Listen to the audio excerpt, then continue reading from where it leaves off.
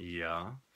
Hi. Hello, my name is Darren. I'm Graham, and Darren has watched recently on DVD. This is a spoiler video for The Prestige. Yes, The Prestige. The Christopher Nolan movie. You watched it with a friend of yours. He's not my friend, he's your friend. No, he's your friend as well. He is more my friend than your friend. Yeah, he's very much. I think of him as like the cat that I shouldn't have fed milk to, and now I can't get rid of. A street cat named Chris. A street cat named Chris. Yeah. So yeah, I just Prestige. You want to tell him what it's about? Prestige is the classic Nolan film. Well, it's not classic, but it's classic Nolan. Modern classic, maybe. Yeah, modern classic. Yeah. Mm-hmm. Basically, it's a story of two warring magicians. Yeah. Who use magic. They don't use magic, do they? It's all smoke and mirrors, technically. Well, that's what all magicians are. Yeah, so it's not magic, is it? It is what we perceive to be magic. Advanced and secretive technology. Such as a mirror and smoke. Some smoke. Just got like 15 monkeys smoking cigars behind the scenes. They just open the... Yeah. You're trying to get into right Romeo and Juliet. Yeah, I can only get 15 so far. Yeah. And only one typewriter between them. Yeah. Well, they're doing well for themselves. They don't learn how to smoke. Yeah. Yeah. And pass the time. Yeah. Anyway, The Prestige. So we've got Christopher Nolan and we've got Hugh Jackman. Yeah, they are involved. They are the...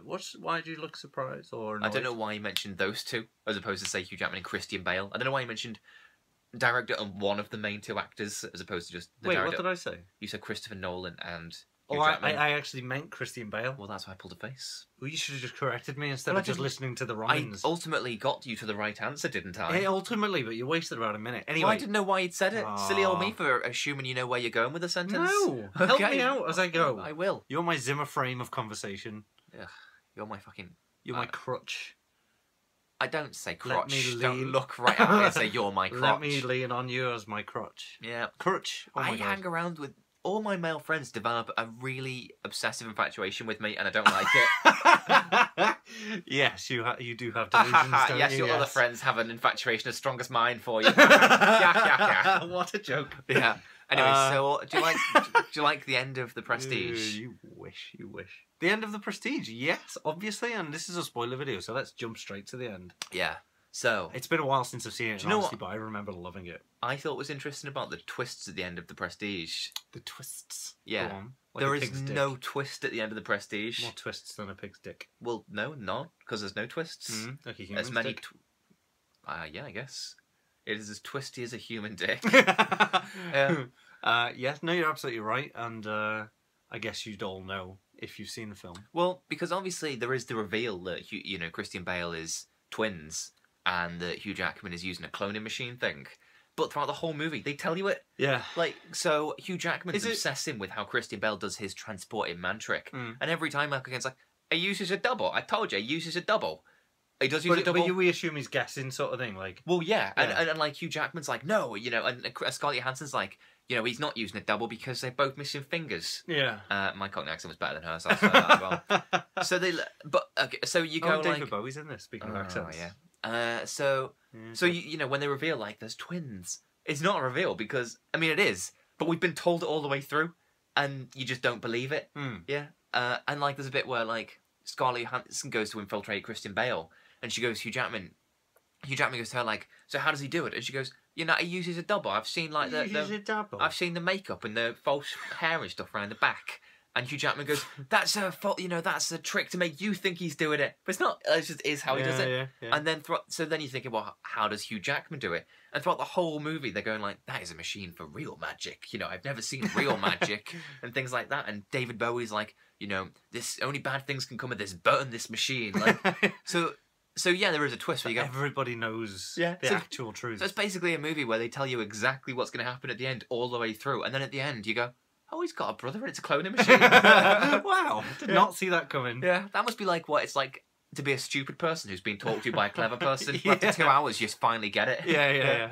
Like, oh, I get it now. Yeah. It's what you've been telling me for 2 hours. Yeah, I just didn't believe you. Yeah, that's really clever. It's pretty interesting, really. Yeah. It makes you doubt yourself to the point that you don't buy into the I suppose you just assume reasons given. They're just not going to tell you the twist, 10 minutes in when they do. And even, like, the brother thing, like, even that's spelt out all the time. Like, just at the beginning, Michael Caine kills a bird and brings another bird back, and some kid starts crying and goes, what happened? What about its brother? And Then there's another bit. There's another bit The where kid complains about the brother. it's actually just Christian Bale. Like, so yeah, he says it. So Christian Bale kills one of the birds and goes no, and the kid starts crying. And Christian Bale goes, "Oh, don't worry, here it is." And the kid goes, "No, but what about his brother?" And Christian Bale kind of laughs and goes, "Oh, he's a smart kid, your son," to the kid's mum. But there's another bit where Hugh Jackman is trying to do the twist to the trick that Christian Bale is, and he's going, "How does he do it? How does he do it?" And Michael Caine's going like, "You know, he uses double," and Hugh Jackman goes like, "He doesn't use a double," and Michael Caine goes, "Well, I don't know how he does it, but I would use a double, so we'll get you a double, and until we figure out how he does it." So they get him a double, and Hugh Jackman goes, "He looks quite a lot like me," and Michael Caine goes, "He'll look like your brother when I've finished with him." He literally says it again, like it just tells you the twist. He'll look like your brother. You assume that's a phrase, like a turn of phrase, but in how is Christian Bale doing it? He's using his brother. That's bizarre. Yeah, it's really funny. I'll need to watch that. I think I've only seen it once. Oh, you should see it again. But this is the problem. Yeah, I've seen it a few times, so it's not like this is a second viewing. But it's just funny to just realise there is no twist. Yeah, and you think they're trying to tell you. Yeah, they do. They don't try. Messages. They do tell you. They outright tell you.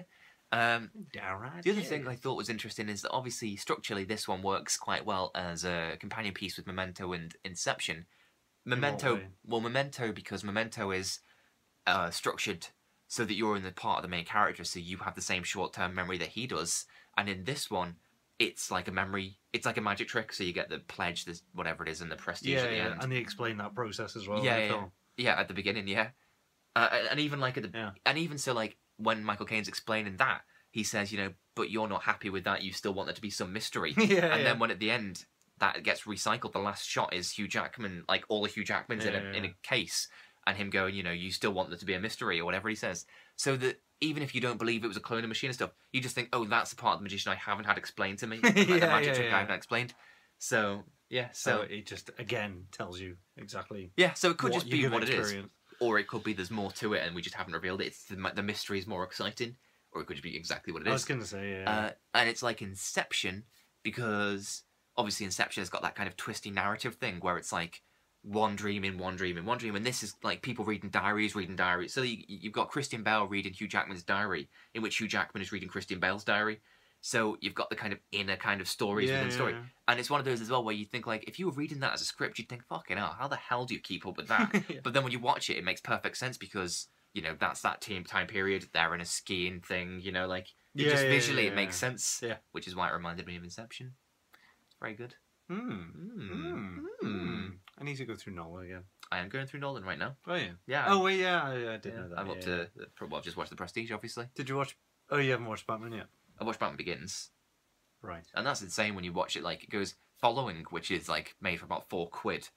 Memento, which is not much more. But genius. Insomnia, which nobody's really remembered. Yeah. And then, we'll just reinvent the comic book genre with Batman, shall we? It's like, how the fuck did you get to that so quickly? It's like he just skips to it, like, la la la la la.